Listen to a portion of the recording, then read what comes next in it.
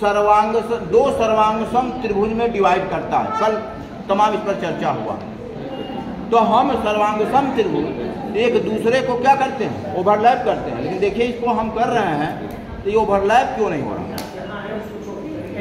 इसको थोड़ा सोचना है कि ओवरलैप क्यों नहीं हो रहा। मान लीजिए अगर इस तरीके से मान लीजिए इसको हम मोड़ दें तो ओवरलैप करना चाहिए जी, सर्वांग है दोनों, क्यों हो नहीं रहा। इसका डायगोनल जो है डिफरेंस है दोनों में, डायगोनल की बात नहीं है। हाँ, कोण जो है ये कोण बराबर नहीं है। नहीं, वो तो आमने सामने ये कोण इससे बराबर, सम्मुख उल्टा करेंगे, उल्टा कर देंगे तब हो जाएगा, क्योंकि ये कोण घर के बराबर है, सम्मुख कोण के बराबर। तो ये चीज हम लोग को मतलब बच्चों को समझाना ये बहुत बढ़िया दिया हुआ है। अब आइए, दो प्रकार के ट्रेपेजियम दिए गए हैं आपको। एक ट्रेपेजियम ये इस तरीके का जो सर्कल बताए होंगे, लंब ट्रेपेजियम, आपको देखिए 90 डिग्री बन रहा है इस तरीके का। और एक ट्रेपेजियम ये आपका जानते क्यों दिया गया, ये आइसोसेलेस है।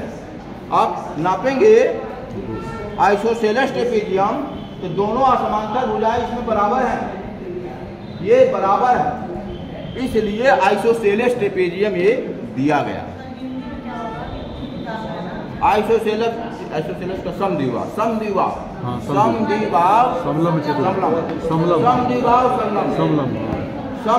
समलंब ये है। और ये लंब ट्रेपेजियम, राइट ट्रेपेजियम लंब समचतुर्भुज, लंब समचतुर्भुज, समलंब नहीं, समलंब, लंब समलंब ये है, लंब समलंब। और ये है आपका संधिबाहु समलंब, ये है संधिबाहु समलंब और ये है लंब समलंब। अब दोनों से आयत, हमारा बस वही है कि आयत में कन्वर्ट करना। एक स्टेटमेंट पे मैं चल रहा हूँ अभी कि सभी आकृतियों को हम आयत में कन्वर्ट कर सकते हैं। तो ये तो बहुत बढ़िया से देखिए, अब देखिए ये आयत में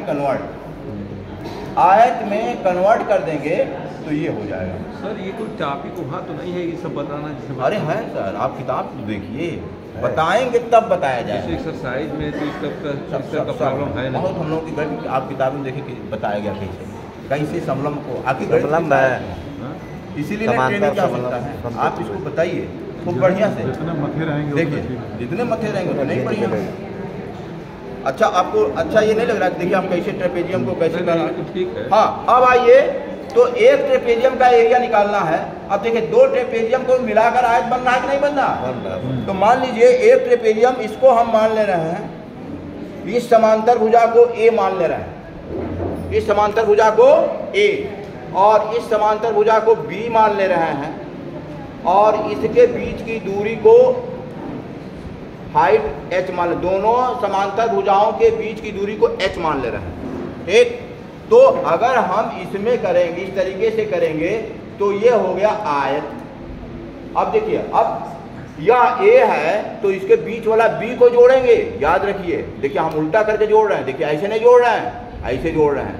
तो ये b, देखिए a और b, और नीचे अगर ये b है तो क्या होगा a। तो इस आयत के प्रकाश में आयत की लंबाई कितनी हो गई, कोई बतावे? a प्लस बी, और आयत के ही प्रकाश में चौड़ाई कितनी हो गई h, जो h माना गया। तो इस प्रकार आयत का क्षेत्रफल हो गया a plus B into h।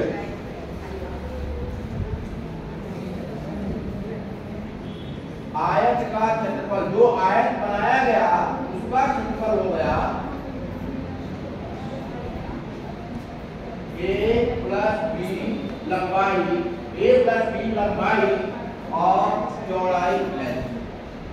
अब यह आयत दो समलंब के बराबर है, दो समलंब के बराबर है। ये बराबर हो गया दो समलंब, दो गुणे समलंब का क्षेत्रफल, दो गुणे समलंब का क्षेत्रफल, और दो गुणे समलंब का क्षेत्रफल आ गया a plus B into h। तो एक समलंब का क्षेत्रफल कितना हो जाएगा, आधा हो जाएगा, क्या है बटा 2। एक समलंब का क्षेत्रफल R A plus B